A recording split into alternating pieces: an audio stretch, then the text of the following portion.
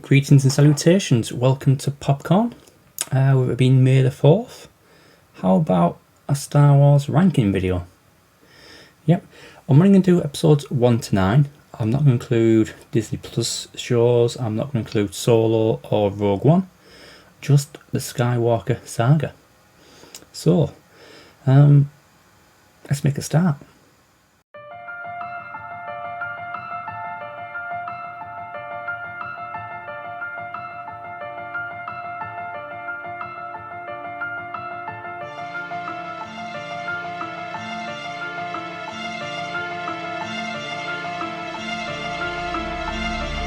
Popcorn. Right then, so I'm going to do, like I said, episode 1 to 9, and I'm going to do it in that order. So, just as I've started my binge watch on May 4th with episode 1, I'm starting this with episode 1, and episode 1 is low tier Star Wars. It's the worst of them all, so, you know, if I was going to do it or want a straight 1 to 9, this would be number 9. It's slow, it's ponderous. Jar Jar was a mistake. It doesn't really draw you into it. You know, if this was the first movie released, you know, back in the 70s, this would have bombed. Yeah, ignore the special effects, which obviously were ahead of its time. It was in the 70s, but you know, the story beats. It's just yeah, would not have been the cultural phenomenon it is today. One thing that's always bothered me about this movie is towards the end. So you have the battles. You've got Qui-Gon, Obi-Wan, Darth Maul going at it. You've got Padme and the Viceroys in the palace, and then you've got the battle in space. You know, Anakin gets in that ship. It goes there, takes him straight into the hangar, and he fires and blows it up, which, you know, knocks out all the communications. It's never been done in a Star Wars movie since. And I don't understand why that wasn't plan A. You know, if you've got like a general doing a battle plan, wouldn't your plan be, let's get a little ship in there to blow that thing up? Yeah? Wouldn't you want to just fly in the hangar and destroy it? They'll never ever do it again in any of the other movies. But yeah, so episode 1 is going to be a D rank. Yeah. Okay. Episode 2, Attack of the Clones. I do like this movie, to tell the truth. Yes, it has its problems. You know, I hate sand, it gets everywhere. The romantic plots look forced in and a bit wrong as well. One hell of an age gap there. But it is a good Star Wars movie. The pace is much faster. There's some nostalgia callbacks, if you like, with Boba and Jango Fett in the introduction of Count Dooku, and of course you got the first battle with Yoda using his lightsaber, which is outstanding. But having said that, yes, there is some flaws in it. It does get a bit all Blade Runnery, you know, you want to buy some nightsticks and all that type of stuff. But yeah, so episode 2, good movie. I enjoyed when I went to the pictures as well. Episode 1, 2, 3. I went to the pictures to see. I went to the local either audience or showcase in there. But episode 2 is a firm B ranking. So yeah, firm B ranking. So it's good. It's a good movie. The third episode, which is Revenge of the Sith. I tried to see this twice in the pictures. I didn't make it to the end both occasions, as I was a bit unwell at that time. Luckily though, got it obviously in 4K now, had it on Blu-ray. The third episode, again, it's a good movie.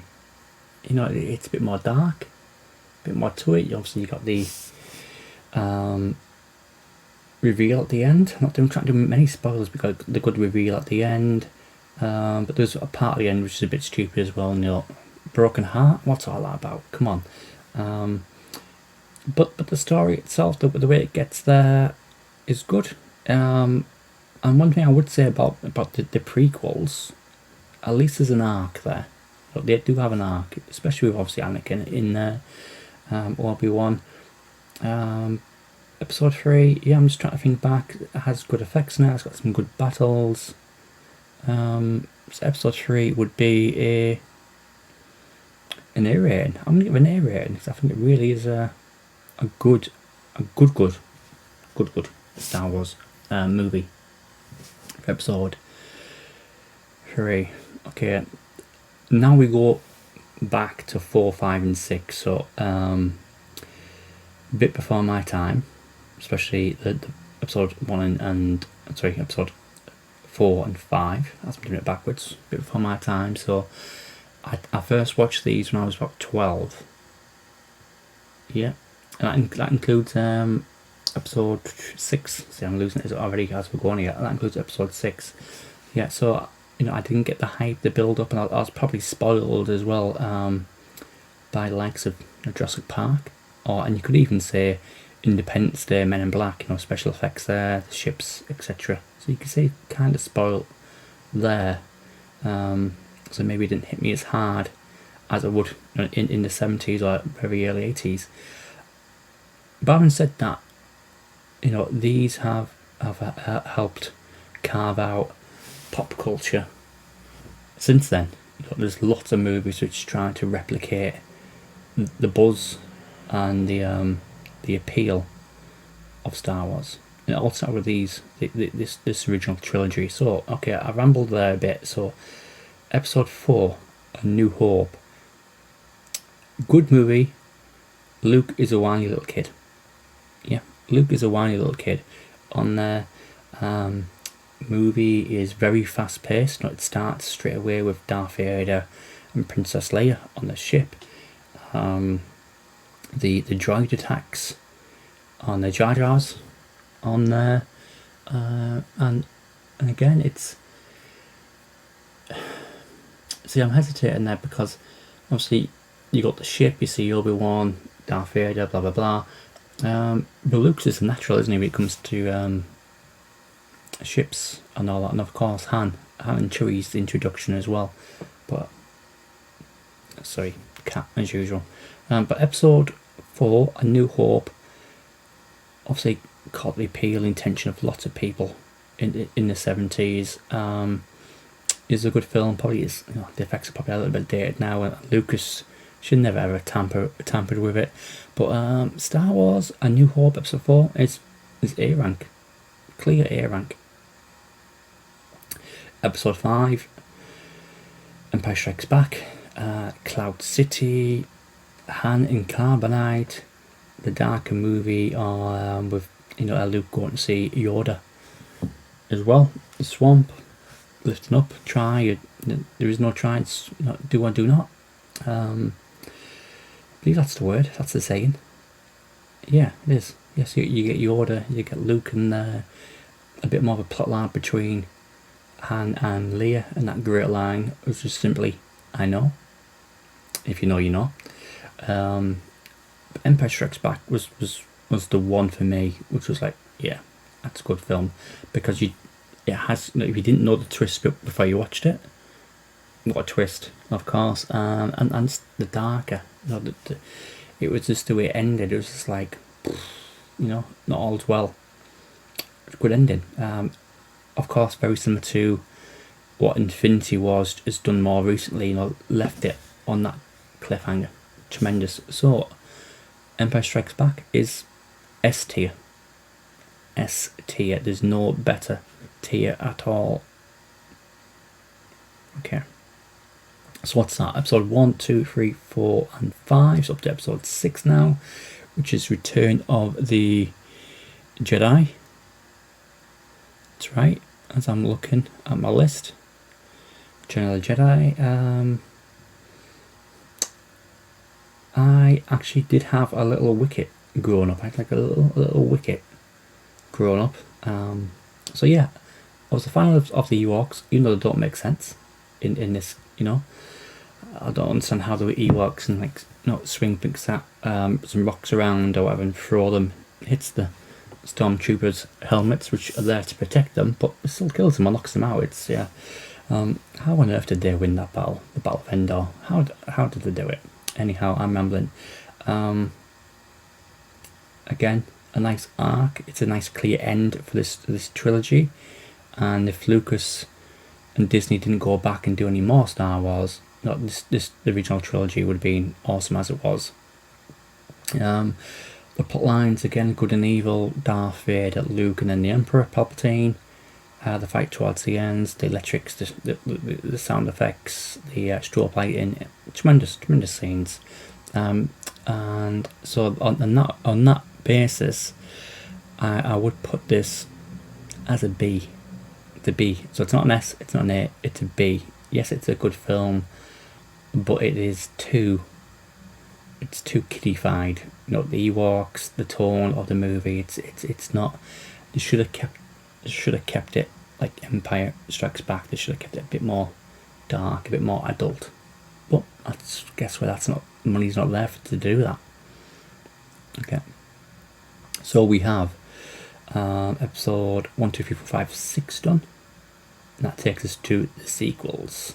Yeah, sequels. So again, I went to see these all in the cinema, and I will be watching them again at some point over Star Wars Day, or maybe over the weekend. But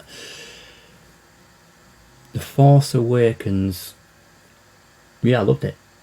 It really brought me back into Star Wars, because if you watched the prequels and then you know, the nostalgia, the impact of Star Wars probably took a blow. But The Force Awakens, even though, you know, you can say it is just a reimagining and a rehash of A New Hope, it just follows similar plot lines, you know, with Rey and Luke. It really is a good film. It hits the nostalgia points, not without being too nostalgia-y. They're there for a reason. Daisy Ridley as Rey is good, great character. Enjoyed that. I even liked Adam Driver as Kylo Ren and that. But yeah, it's a real good introduction back into Star Wars. So J.J. Abrams, I think, did well on that point. And that takes us. So sorry, I need to put where I'm ranking that one. So that one again, I'm ranking as A. It's A ranking for me, as that brought Star Wars back. And I have to open the door to the cat out. He always does this every bloody video. Sorry. Out.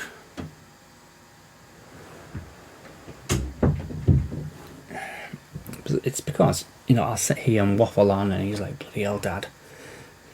That's what he's doing. Anyhow, so where was I? Force Awakens was an A rated. I think that's how I was. And that takes us on to episode 8. The Last Jedi. Yeah. Last Jedi. Now, totally different tone, totally different direction of where The Force Awakens was taken. This new trilogy. A new director. They clearly didn't share notes. They clearly didn't have a vision storyboarded out for the trilogy.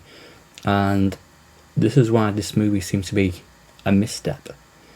And it is a misstep, but at the same time, it is a good movie. There's some good sequences in there. There's some good Star Wars moments in this movie, but the tone and the atmosphere, the plot line, this seems a bit out of kilt. So with that being said, I am putting this one as a C rating, which is, it's passable. It's serviceable. That's about it. I said some clear missteps on the way there, and how they handled Luke as well. Yeah, clear missteps. And this takes us to the last of the 9, episode 9, Rise of Skywalker. I'm just going to echo back what I've just said there. They clearly didn't have a character, an arc for this trilogy. They didn't have a beginning, a middle, and end all mapped out as they're doing it. It did seem to be on the fly, and there's just certain sequences which just didn't look right. They felt out of place. So you've got the whole knife sequence where it's all cut out, and to see where the MacGuffin is on the fallen Death Star, which is crazy. You've got somehow Palpatine returned. I'm sure they could have wrote something better there. You've got your fan service, and that's all it was, bring Lando back. It's just a disjointed trilogy, and this is a disjointed movie, which didn't do any of the characters or actors and actresses following any favours whatsoever. They really, really should have planned ahead for this one. Carlo's character arc, a bit of a letdown towards the end, and Rey, I don't think she should have picked the name Skywalker. She just should have stuffed my name. I'm just Rey. Simple person like that. Right. So where am I ranking that one? I'm ranking that as a C as well. To C, because like I said, it does have some good points in there, but unfortunately some of the points are poor or misplaced. So let's go and have a recap of what I put there. So those who have been following, we have at rank D, episode 1. Rank C, we've got 2 movies, and both of them are part of the sequels. So we've got Last Jedi, and we have The Rise of Skywalker as a C ranking. In the B's, we have episode 2 and Return of the Jedi in the B ranking. We have a trilogy in itself in the A ranking, which is A New Hope, Revenge of the Sith, and The Force Awakens. I wonder if those 3 movies might be good to watch back to back one night. Maybe. And then, S ranked movie. The movie to, if you're going to watch only one Star Wars movie, which movie would you watch? It's Empire Strikes Back. Not a question.